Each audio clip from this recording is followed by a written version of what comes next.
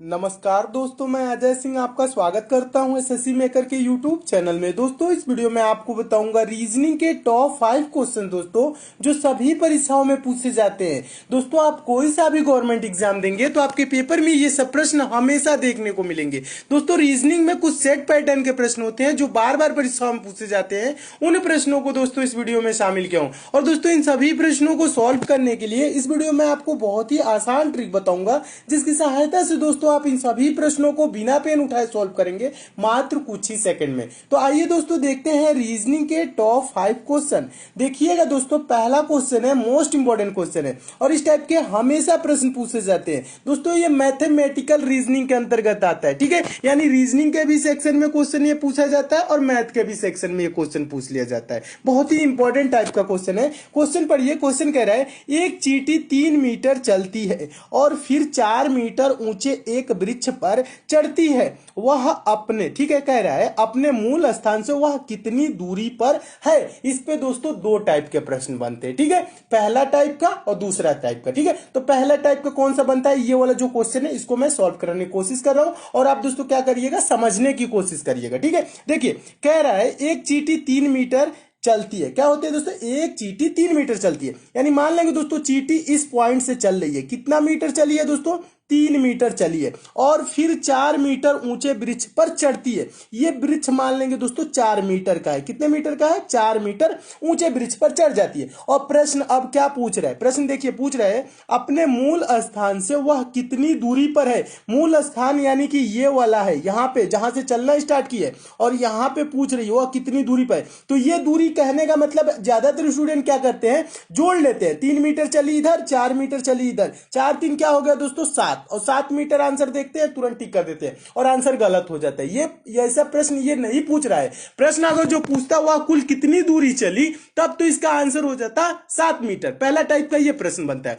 वह कुल कितनी दूरी चली। इतना आसान तो पूछेगा नहीं पेपर में। ये क्या पूछता है दोस्तों, वह मूल स्थान से कितनी दूरी पर है। यानी कि ये वाला दूरी पूछ रहा है। ये वाला जो दूरी देखिए, जो मैं रेखा खींच रहा हूं ना, ये वाला दूरी पूछ रहा है। यहां से यहां तक की दूरी कितनी है, ये चीज पूछता है। तो दोस्तों जब ये पेड़ पे चढ़ी है तो यहां पे क्या हो गया दोस्तों, 90 डिग्री का एंगल बन गया है। कहने का मतलब है दोस्तों, ये 4 है ना, ये लंब है और ये आधार है, और 90 डिग्री के सामने वाला ये जो दोस्तों एंगल है, ये क्या है दोस्तों, कर्ण है। तो कर्ण क्या होता है, कर्ण का मान कैसे निकाला जाता है, तो कर्ण बराबर दोस्तों होता है अंडर रूट लंब का स्क्वायर प्लस आधार का स्क्वायर। कहने का मतलब है कर्ण बराबर क्या होता है दोस्तों, कर्ण बराबर क्या होता है, देखिएगा कर्ण बराबर क्या होता है, कर्ण कैसे निकाला जाता है, अंडर रूट में लंब का स्क्वायर यानी कि 4 का स्क्वायर क्या होगा 16 और प्लस आधार का स्क्वायर 3 का स्क्वायर क्या हो जाएगा 9। 16 9 दोस्तों क्या हो जाएगा, 16 9 25 हो जाएगा। अंडर रूट 25 का मान क्या होता है दोस्तों, 25 का मान होता है 5। तो ये दूरी क्या हो जाएगी दोस्तों, 5 मीटर हो जाएगी। समझने की कोशिश कीजिएगा, ये दूरी क्या हो जाएगी दोस्तों, 5 मीटर हो जाएगी। और 5 मीटर किस ऑप्शन में दिया है, ऑप्शन नंबर पहले में दिया है। तो आपका ऑप्शन नंबर पहले क्या हो जाएगा, सही हो जाएगा। तो मैं उम्मीद करता हूं दोस्तों आप इस प्रश्न को अच्छे से समझ गए होंगे। एक बार और समझाने की कोशिश कर रहा हूं, समझिएगा। इसके लिए पेन उठाने की भी जरूरत नहीं होती है। कैसे सॉल्व किया जाता है, 3 मीटर चली है, फिर 4 मीटर ऊंचे वृक्ष पर चढ़ गई है और ये दूरी पूछ रहा है 3, ये 4।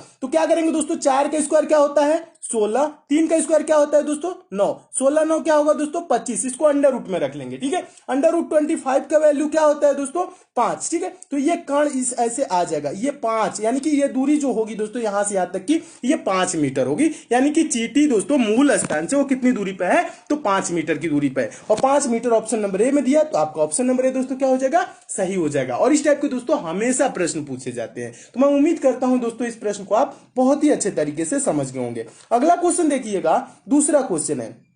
दूसरा क्वेश्चन आपका सीरीज से है, यह भी इंपॉर्टेंट क्वेश्चन है, यह भी पूछा गया क्वेश्चन है। देखिए प्रश्न है, नीचे दी गई श्रृंखला में प्रश्न चिन्ह के स्थान पर कौन सी संख्या आएगी। प्रश्न चिन्ह है कहां, देखिए प्रश्न चिन्ह यहां श्रृंखला में दिया गया है और यहीं पे पूछ रहा है कि कौन सी संख्या आएगी। तो दोस्तों सीरीज से रिलेटेड कभी भी आपके पेपर में प्रश्न है तो आप क्या करेंगे, सीरीज को देखेंगे, सीरीज कैसे आगे चल रही है। तो जैसे दोस्तों ये सीरीज कैसे चल रही है, देखिएगा 3 है दोस्तों, 3 के बाद 5, 5 के बाद 6, 6 के बाद दोस्तों 12 हुआ, फिर 12, उसके बाद प्रश्न चिन्ह 24 26। यानी कहने का मतलब है अगर जो आप डिफरेंस देखें दोस्तों, यानी अंतर देखें, तो 3 के बाद 5 हुआ 2, फिर 5 के बाद 6 1, 6 के बाद दोस्तों 12 हुआ 6, 12 के बाद दोस्तों 12 है यानी कि 0, जीरो, फिर उसके बाद प्रश्नवाचक चिन्ह, उसके बाद से दोस्तों 24 है, 26 है, यानी कि 2 इधर, ठीक है। यानी ये यहाँ पे आपको कुछ नजर नहीं आ रहा होगा इस टाइप से कि ये सीरीज कैसे आगे बढ़ रही है या घट रही है, कुछ भी यहाँ पे आपको समझ में नहीं आएगा। यहाँ पे देखेंगे दोस्तों 2 1 6 0 ऐसे कोई कुछ भी नहीं समझ में आ रहा है। जब इस टाइप से आपके सीरीज सामने आ जाए और दिखे कुछ भी जब समझ में ना आए, तब क्या किया जाता है दोस्तों, देखिएगा तब किया जाता है हम एक एक संख्या को छोड़ के सीरीज को सॉल्व करते हैं। कहने का मतलब है 3 के बाद दोस्तों हम 5 छोड़ देंगे 6, ठीक है। 6 के बाद दोस्तों 12 छोड़ देंगे, ये वाला 12 लेंगे। फिर 12 के बाद दोस्तों ये प्रश्नवाचक चिन्ह छोड़ के 24, ठीक है। यानी कहने का मतलब है देखिए क्या हुआ, 3 दूना के 6, 6 दूना के 12, 12 दूना के 24, यानी क्या हो रहा है, मल्टीप्लाई 2 हो रहा है, यानी कि 2 गुना हो रहा है।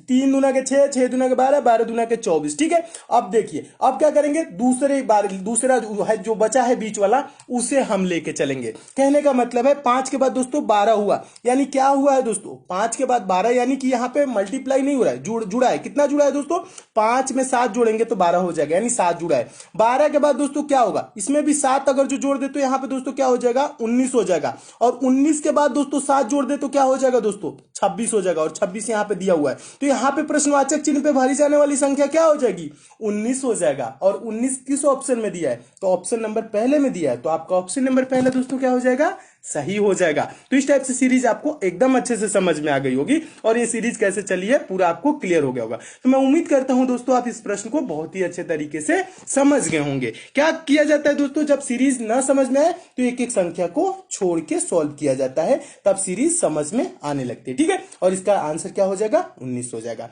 नेक्स्ट क्वेश्चन देखिएगा, तीसरा क्वेश्चन। और दोस्तों मैं आपको बता दूं, प्रश्न सॉल्व करने से पहले क्या किया करिए, वीडियो को पॉज कर दिया करिए, अपने आप से भी सॉल्व करने की कोशिश किया करिए, ठीक है। अपने आप से सॉल्व करने की कोशिश करेंगे तो आपके अंदर सोचने समझने की शक्ति विकसित होगी। तो आप पेपर में क्या होगा, आपको हिचकिचाहट नहीं होगी, हेजिटेशन नहीं होगी, आप प्रश्नों को पेपर में भी अच्छे से सॉल्व करने लगेंगे। तो अपने आप से भी सॉल्व करने की कोशिश किया करिए, बुक से भी प्रैक्टिस किया करिए, ठीक है। देखिए तीसरा क्वेश्चन बहुत ही इंपॉर्टेंट है और आपको प्रश्न दोस्तों अच्छे लग रहे हैं तो वीडियो को अभी लाइक कर दीजिए और ज्यादा से ज्यादा आप दोस्तों शेयर किया करिए। लाइक शेयर करते हैं तो दोस्तों हमें मोटिवेशन मिलता है कि आपको वीडियो पसंद आ रही है। और किसी टॉपिक में आप विशेष रूप से कमजोर है तो उस टॉपिक का नाम यानी चैप्टर का नाम भी कमेंट कर देंगे तो भी चैप्टर में बहुत जल्द कंप्लीट करा दूंगा, ठीक है। देखिए तीसरा क्वेश्चन है, नीचे दी गई प्रश्न का सही वेन आरेख बताएं। वेन डायग्राम बनाना है, किसका, घोड़ा बंदर बाघ, ठीक है। दोस्तों वेन डायग्राम से रिलेटेड आपके पेपर में कभी भी प्रश्न आएगा तो आपको ये करना क्या होता है, वेन डायग्राम से रिलेटेड जो शब्द दिए जाते हैं यानी जिसके बीच आपको वेन डायग्राम बनाना होता है, जैसे इसमें घोड़ा दिया है, बंदर दिया है, बाघ, इसके बीच दोस्तों हम देखते हैं कि संबंध कैसा है, एक दूसरे के बीच ये एक दूसरे से कैसे संबंधित है, बस ये चीज पता लगा लेंगे तो इसका आंसर भी आप दे लेंगे, ठीक है। तो देखिए घोड़ा क्या होता है दोस्तों, बंदर क्या होता है, बाघ क्या होता है। देखिए और ज्यादातर स्टूडेंट क्या सोचते हैं, देखिए बड़ा छोटा सोचने लगते हैं, यानी कि घोड़ा बड़ा होता है उसके अंदर क्या कर लेते हैं दोस्तों, बाघ को कर लेते हैं, उसके बाद बंदर कर लेते हैं, ऐसे वेन डायग्राम नहीं, ये आपको बड़ा छोटा नहीं पूछ रहा है, वेन आरेख पूछ रहा है, यानी कि वेन डायग्राम पूछ रहा है, यानी इसके बीच संबंध पूछ रहा है। तो इसका इमेज ऐसे नहीं होगा, ऐसे गलत हो जाएगा। देखिए ये घोड़ा क्या होता है, बंदर क्या होता है, बाघ क्या होता है। घोड़ा दोस्तों एक जानवर होता है, बंदर भी एक जानवर होता है और बाघ भी क्या होता है दोस्तों, एक जानवर होता है, ठीक है। और ये सब अलग अलग होते हैं, इनमें किसी प्रकार का रिलेशन नहीं होता है, यानी संबंध नहीं होता है। तो एक देखिए सर्कल कैसे बनाएंगे और इसको सर्कल से प्रदर्शित किया जाता है। तो एक घोड़ा का सर्कल हो जाएगा, फिर एक बंदर का सर्कल हो जाएगा और एक बाघ का सर्कल हो जाएगा, यानी अलग अलग इसका सर्कल हो जाएगा, ठीक है। तो दोस्तों इस टाइप से अलग अलग सर्कल देखिए किस ऑप्शन में दिया है, तो आपका देखेंगे दोस्तों ऑप्शन नंबर बी देखेंगे तो ऑप्शन नंबर बी में दिया है अलग अलग सर्कल, ठीक है। तो ऑप्शन नंबर बी क्या हो जाएगा, सही हो जाएगा, यानी इनके बीच कोई संबंध नहीं होता है, ये सब अलग अलग जानवर है। तो इस टाइप का वेन डायग्राम किस टाइप से बनेगा, ऑप्शन नंबर बी की तरह। तो आपका ऑप्शन नंबर बी दोस्तों क्या हो जाएगा, सही हो जाएगा। तो मैं उम्मीद करता हूं दोस्तों आप इस प्रश्न को भी बहुत अच्छे तरीके से समझ गए होंगे और इस टाइप के भी प्रश्न आपके पेपर में आएगा तो आप अच्छे से सॉल्व कर लेंगे। अगला क्वेश्चन देखिएगा, अगला क्वेश्चन मोस्ट इंपॉर्टेंट है और अगला क्वेश्चन देखने से पहले दोस्तों जो नए स्टूडेंट है उनके लिए बता दूं दोस्तों, ये पंचम पब्लिशर की ई बुक है, आपके आगामी सभी परीक्षाओं के लिए इंपॉर्टेंट है, चाहे आप दोस्तों रेलवे की एग्जाम देंगे, एसएससी की एग्जाम देंगे या अदर आप दोस्तों कोई सा भी गवर्नमेंट एग्जाम देंगे, क्योंकि दोस्तों इस ई बुक में उन प्रश्नों को शामिल किया गया है जो प्रश्न आपके बार बार परीक्षाओं में पूछे जाते हैं, जो प्रश्न हमेशा परीक्षाओं में रिपीट होते हैं। दोस्तों इस ई बुक में आपको 10 प्रैक्टिस सेट मिल जाएगा प्लस 10 वन लाइनर सेट मिल जाएगा। वन लाइनर सेट कहने का मतलब है दोस्तों एक लाइन में क्वेश्चन, दूसरी लाइन में आंसर। इससे क्या होगा दोस्तों, आप कम समय में ज्यादा से ज्यादा क्वेश्चन को प्रिपेयर कर लेंगे।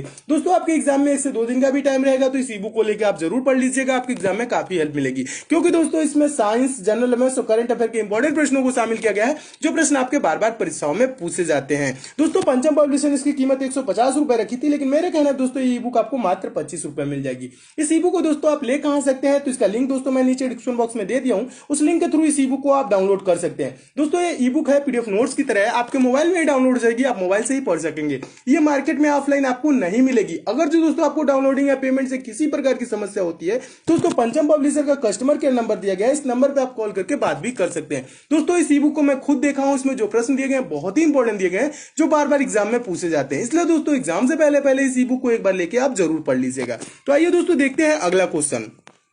देखिएगा दोस्तों चौथा क्वेश्चन है। चौथा क्वेश्चन बहुत ही इंपॉर्टेंट क्वेश्चन है और ये पेपर में बहुत बार पूछा जा चुका है। देखिए क्वेश्चन देखने में दोस्तों आपको बहुत बड़ा लग रहा होगा, लेकिन सॉल्व करना ये बहुत ही आसान होता है। और ज्यादातर स्टूडेंट क्या करते हैं, क्वेश्चन बड़ा देखते हैं और छोड़ देते हैं। ठीक है, क्वेश्चन बड़ा देख के छोड़ा नहीं जाता, उसको सॉल्व करने की कोशिश किया जाता है, ज्यादा टाइम नहीं दिया जाता है। ठीक है, देखिए इसमें टाइम नहीं लगेगा। प्रश्न को पढ़िएगा। प्रश्न कह रहा है नीचे दी गई श्रृंखला में अगला संख्या क्या होगा। यानी ये श्रृंखला दी गई है दोस्तों, और इसमें पूछ रहा है कि यहाँ प्रश्नवाचक चिन्ह यानी कि यहाँ पे कौन सी संख्या आएगी। तो इसके लिए क्या करेंगे दोस्तों, सीरीज के संख्याओं को ध्यान से देखेंगे, सीरीज कैसे आगे चल रही है। कहने का मतलब इसमें देखिए पहले में क्या दिया है 5896542337, उसके बाद दोस्तों है 89654237, उसके बाद है 896542, उसके बाद दोस्तों है 965423, उसके बाद प्रश्नवाचक चिन्ह। ठीक है, ये दिया है। तो इसमें आप थोड़ा सा अगर दोस्तों थोड़ा सा दिमाग लगाएंगे, ध्यान लगाएंगे, तो क्या होगा दोस्तों, ध्यान से देखेंगे तो आपको दिख जाएगा। ठीक है, क्या दिख जाएगा, यानी ये जो श्रृंखला है, ये जो पहला वाला संख्या है, ठीक है,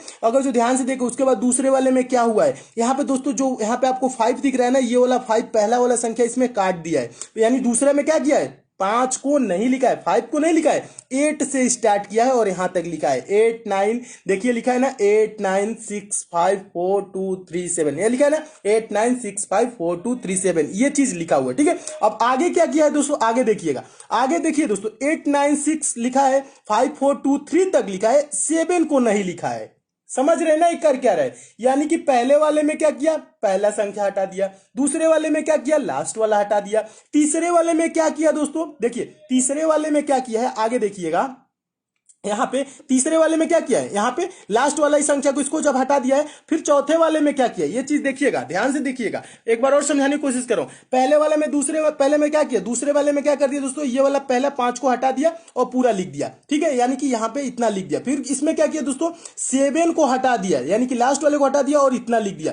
उसके बाद दोस्तों चौथे वाले में क्या किया है, चौथे वाले में देखेंगे दोस्तों, ये चौथे वाले में क्या किया है, यानी कि 8 को हटा दिया है, ये वाला 8 को हटा दिया है और पूरा लिख दिया है। और लास्ट वाले में दोस्तों क्या किया है, लास्ट वाले में देखने की कोशिश करेंगे। देखिए अब इसके बाद से क्या करेंगे, यानी कि 8 को हटा दिया है, 9654, ये देखिएगा 965423 लिख दिया है। उसके बाद दोस्तों हम लास्ट वाले यानी जहां प्रश्नवाचक चिन्ह यहां पे क्या होगा आपको बताना है। ठीक है, समझने की कोशिश कीजिए, एक बार और समझाता हूं। यहां पे 5 काट दिया है, दूसरे वाले में यहां पे 5 काट के और यहां पे पूरा लिख दिया। ठीक है, तो इसमें क्या किया दोस्तों, 7 को काट दिया है, पूरा लिख दिया है। फिर क्या किया है दोस्तों, यहां पे दोस्तों 8 को काट के यहां पे लिख दिया। ठीक है, इसमें हम क्या करेंगे दोस्तों, 3 को काट देंगे, जितना बचा वो लिख देंगे। कहने का मतलब है दोस्तों ये बचा क्या दोस्तों, 96542 इसका राइट आंसर होगा, जो कि ऑप्शन नंबर डी में दिया है। तो आपका ऑप्शन नंबर डी दोस्तों क्या हो जाएगा, सही हो जाएगा। तो इस टाइप के भी प्रश्न आए दोस्तों तो आप ऐसे सॉल्व कर सकते हैं। एक बार समझ लीजिएगा, ज्यादा कुछ नहीं किया है,